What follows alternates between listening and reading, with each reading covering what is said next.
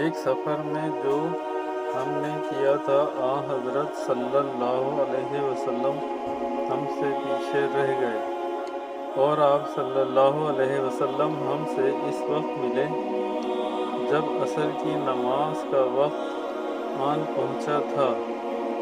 ہم جلدی جلدی وضو کر رہے تھے، بس پاؤں کو خوب دھونے کے بدل ہم یوں ہی سا دھو رہے تھے۔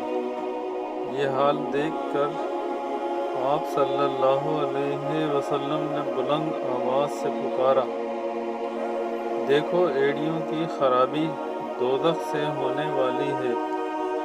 2 یا 3 بار آپ صلی اللہ علیہ وسلم نے یوں ہی بلند آواز سے فرمایا۔